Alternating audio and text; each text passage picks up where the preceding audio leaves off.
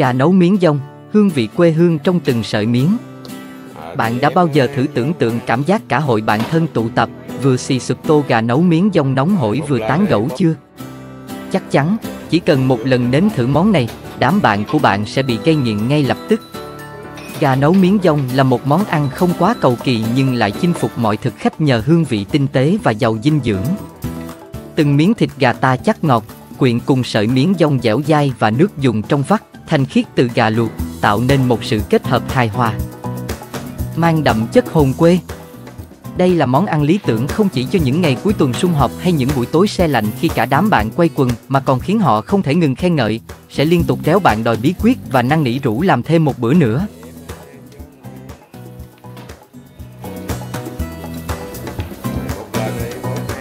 Nguyên liệu: một con gà ta khoảng 1 kg đã làm sẵn, rửa sạch với nước muối loãng và chanh để ráo.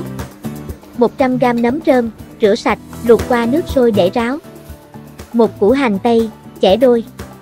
1 củ cải trắng và 1 trái mướp, gọt vỏ, cắt khúc. 2 trái chanh, bổ muối cao.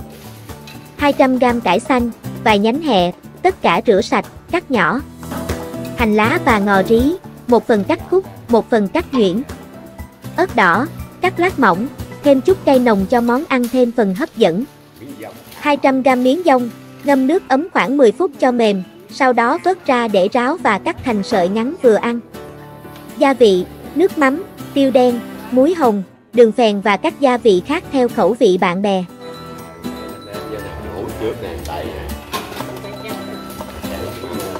Cách làm: luộc gà và chuẩn bị nước dùng, cho hành tây và củ cải trắng vào nồi nước, đun sôi. Sau đó cho nấm rơm và gà vào luộc. Đun nhỏ lửa khoảng 15 phút, thêm ít muối, nước mắm và đường phèn. Tiếp tục đun nhỏ lửa thêm 10 phút cho đến khi gà chín. Vớt gà ra, để nguội, dùng dao nhỏ thái thịt thành miếng vừa ăn. Nêm nếm lại nước luộc gà để làm nước dùng. Chuẩn bị miếng và rau, ngâm miếng dong đã chuẩn bị, cắt khúc cải xanh và hẹ, bày ra sẵn cùng các nguyên liệu phụ như hành lá, ngò rí, ớt và chanh. Hoàn thiện món ăn, cho miếng vào tô, lượt qua nước dùng cho miếng mềm. Sau đó, cho thịt gà đã thái miếng, hành lá, ngò rí vào tô. Múc nước dùng vào kèm với nấm rơm, hành tây và củ cải trắng. Cuối cùng, rắc thêm ít tiêu đen lên trên.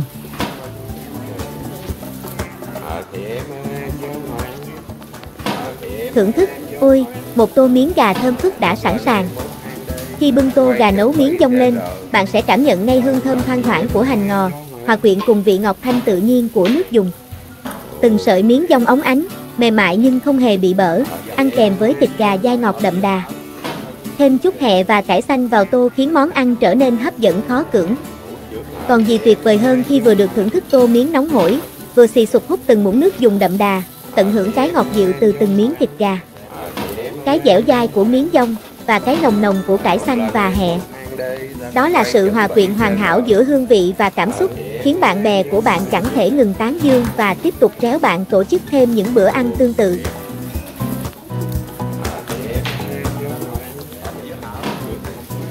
Cùng chia sẻ niềm vui nấu nướng. Nếu bạn đã thử nấu món gà nấu miếng dong hay có công thức món ăn ngon nào khác, đừng ngần ngại chia sẻ với chúng tôi. Bạn có thể quay lại video hướng dẫn nấu ăn của mình, tải lên Google Drive và gửi đường link kèm yêu cầu chỉnh sửa trong phần bình luận. Chúng tôi rất sẵn lòng hợp tác biên tập, chia sẻ những công thức tuyệt vời ấy đến cộng đồng. Hãy cùng lan tỏa đam mê ẩm thực và những món ăn ngon đến với tất cả mọi người.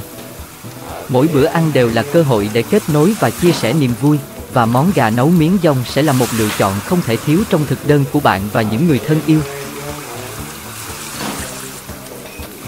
Tiếp theo, sau đây là các hình ảnh mô tả trình tự thực hiện món ăn.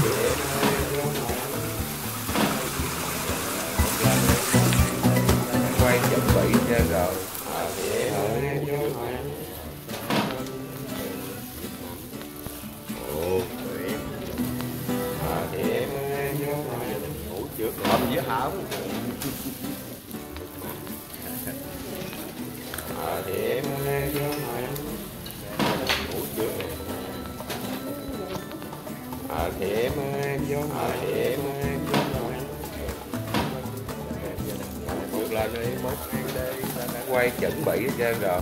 Thì em vô trước nè. Thì em vô ngồi ăn. Ngủ trước nè. Thì em vô ngồi ăn.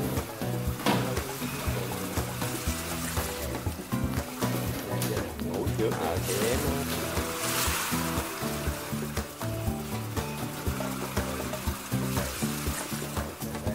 ngủ trước nè.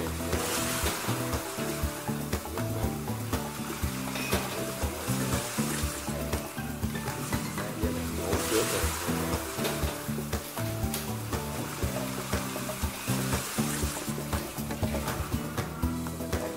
Ngủ trước nè.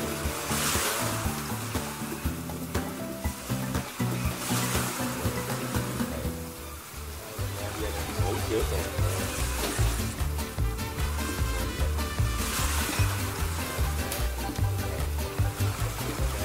Ngủ trước nè.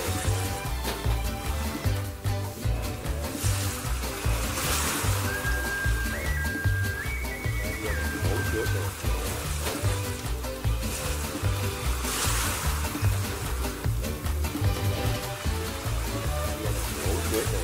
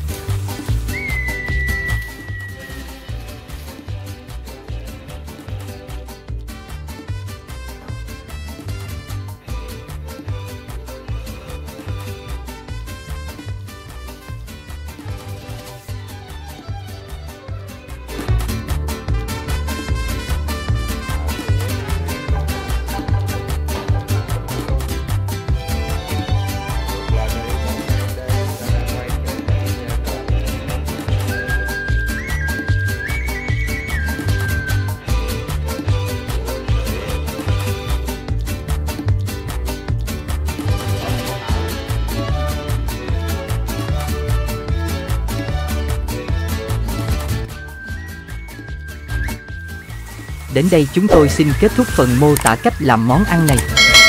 Xin chào và hẹn gặp lại ở bếp Thanh Trà lần sau nhé.